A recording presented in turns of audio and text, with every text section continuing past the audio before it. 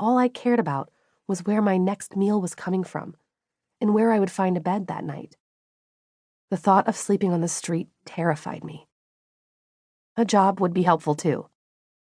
The more I dwelled on my immediate future, the more tense I grew. Whatever peace I'd experienced earlier was fleeting at best. I closed my eyes and exhaled, searching to find it within myself. None came. No surprise there. The only person I'd ever been able to depend on was myself. If ever there was a time I needed to pull myself up by my bootstraps, it was now. Coming into this church had been a mistake. I should have known better. Churches like this weren't meant for people like me. I started to get up, feeling a little like Indiana Jones in the movie when he had to step off a ledge in faith and hope that a bridge would appear out of nowhere. As I stood, my purse dropped to the floor, making a loud noise that seemed to reverberate through the church like an echo against a canyon wall. For just an instant, I stood, frozen. It was then that I noticed I wasn't alone. Someone else was in the church, kneeling in the front. At the sound of my purse dropping, the man turned and looked over his shoulder. Then he stood, and I froze in shock as he started walking toward me. Without a doubt, I knew that whoever this man was, he was going to ask me to leave. I stiffened, determined to meet him head-on.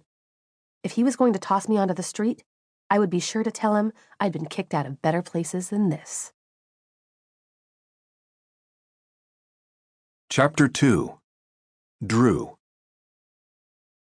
I knelt in front of the church, broken and lost. Empty.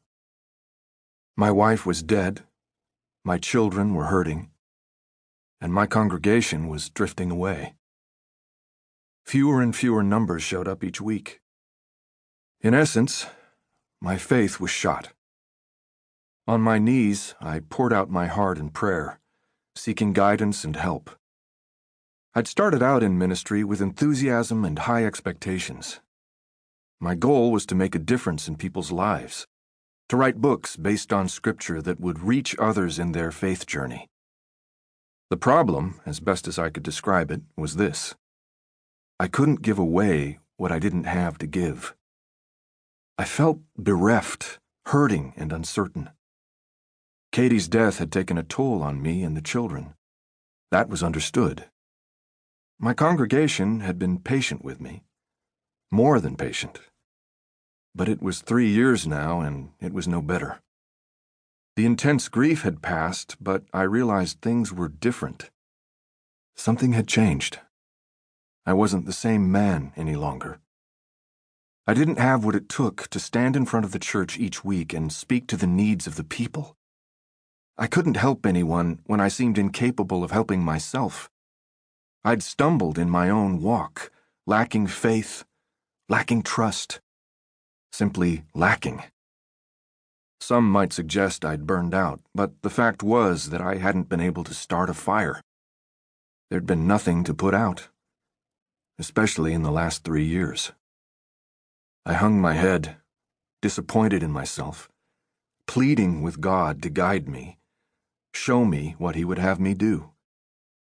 I was half inclined to submit my resignation to the elders. That was an option, of course, but the ramifications to myself and the children would be substantial.